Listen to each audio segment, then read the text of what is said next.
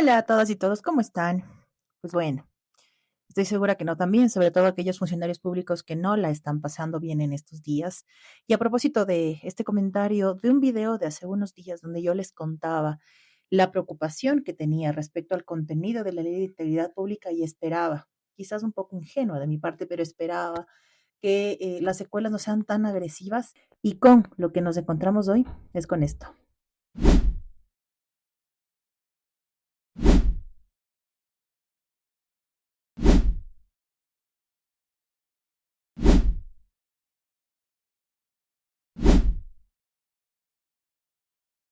5.000 empleos perdidos en un día, en cuestión de horas. 5.000 borrados, desaparecidos.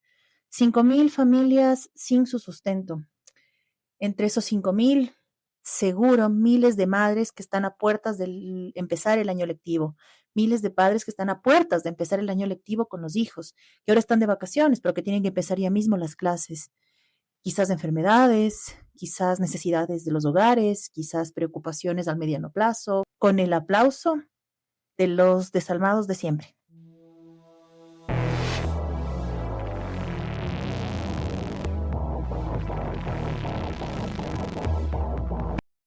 Y es justamente la estrategia del gobierno. Si recapitulamos un poquito hacia atrás, justamente en el contexto del debate de la famosa Ley de Integridad Pública, lo que nos decían es que es necesaria una nueva herramienta para enfrentar las desigualdades del sistema. Desigualdades del sistema. Las acaban de profundizar, porque no se trataba de una ley que acabó reformando otras tantas y que, entre otras cosas, eliminó la estabilidad de los nombramientos en el servicio público, sino que además, por supuesto, esconde otras y bastante preocupantes, nefastas y neoliberales decisiones. Recordarán ustedes que cuando llegó Daniel Noboa decía que él no cae en ningún clivaje, que él no es ni ista ni anti y que él va a ser una cuestión distinta porque la nueva política tiene que ser así. En su gobierno firmó una carta de intención con el Fondo Monetario Internacional, un documento que es bastante extenso, incluso podríamos decir que técnico. En esa carta de intención, el gobierno se comprometió con el multilateral a cumplir con una serie de parámetros que incluían la flexibilización laboral. Y entonces, coincidencias, incluyó este tema en la consulta popular. Nos dijo que era indispensable para la seguridad esa consulta popular y en efecto la gente se la aprobó. Todo el paquete de seguridad se aprobó y el tema de la flexibilización no se aprobó. Y en gran parte de esa ley de integridad pública decía en los artículos correspondientes que habrán cosas que se pulirán en el reglamento, que habrán cosas que se detallarán en el reglamento, que habrán temas que se contemplarán en el reglamento. ¿Ustedes creen que es porque les encanta trabajar en la Secretaría Jurídica de la Presidencia? Claro que no, porque el reglamento es justamente donde tienen incidencia directa, que no pasa por voto de la Asamblea y que es exclusiva responsabilidad del presidente. Y en el reglamento incluyó cosas graves. Pero bueno, hagamos un análisis un poco más amplio por todo lo que está pasando. ¿Esto es casualidad? ¿Esto es producto de la suerte? ¿O porque un buen día a Daniel Noboa se le ocurrió despedir gente? No. Este es el resultado de un modelo neoliberal que nos asfixia en los últimos años y muchos estrategas de la comunicación, muchos comunicadores políticos, esos brillantes que aparecen en la campaña para venderte productos y no personas, te decían que no hay que hablar de neoliberalismo, que no hay que hablar de la izquierda, que no hay que hablar de los radicalismos y de los extremismos porque eso no vota a la gente, que la gente vota por todo lo contrario. Pero resulta que sí. Pueden disfrazarse ellos de todo lo contrario, no solo en Ecuador con Daniel Noboa, sino en Argentina con Milei y en otras tantas partes del mundo, y se disfrazan bien, convencen, y son justamente a quienes más maltratan los primeros que los votan. Y hacia allá hay un deber para la izquierda, pero lo cierto es que si no hablamos de los términos a través de los cuales se toman decisiones políticas que afectan la vida de la gente, habremos perdido una batalla a la que sí tenemos que hacerle frente.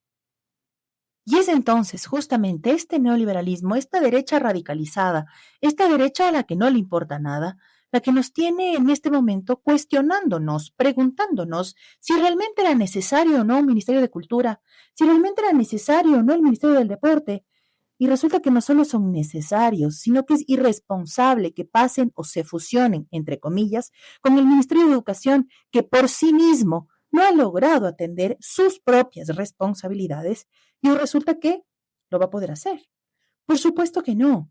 ¿Y cuándo? buscan desaparecer la cultura y la respuesta inmediata de los gestores culturales es movilizarse en las calles. Se entiende por qué la quieren desaparecer. Y es que los espacios culturales están profundamente politizados. Habrá aquellos que no, seguramente, pero los colectivos, los populares, los del barrio, la cultura a la que le cuesta sostenerse porque no es rentable, no le permite llevarse el pan a la mesa, esa cultura que vive día a día la necesidad del barrio, insisto, del sector más pequeñito, esa sabe que la cultura salva, que en un momento tan inseguro como este, más cultura, más deporte, más fortalecimiento del tejido social también es una forma de enfrentar la inseguridad. Y el gobierno, en lugar de fortalecer, lo desapareció. Y no conformes con eso, ahora resulta que el Ministerio de la Mujer está adscrito al de gobierno. Ujú. El Ministerio de la Mujer adscrito al de gobierno. ¿Qué hace? ¿Qué va a pasar? ¿Qué van a hacer? ¿Cuál va a ser la política pública? ¿De qué se encarga el Ministerio de Gobierno? ¿Cómo va a ser que el Ministerio de la Mujer no pierda sus características? Porque no fue una conquista fácil. Vino después de que una de nosotras fue maltratada, fue encontrada en la escuela de policía. Y en resultado a eso, a lo que pasó con María Belén Bernal, es que Guillermo Lazo decide crear el Ministerio de la Mujer. Sí, es real. Las ministras que vinieron después no sirvieron, no lograron entender el rol histórico que tenían, pero eso no significa que la institución en sí misma no sirva. Y de este tema, de lo que se requiere de las mujeres y demás, voy a hacer un video específico para profundizar. Juntan energía y minas con ambiente. Energía y minas con ambiente.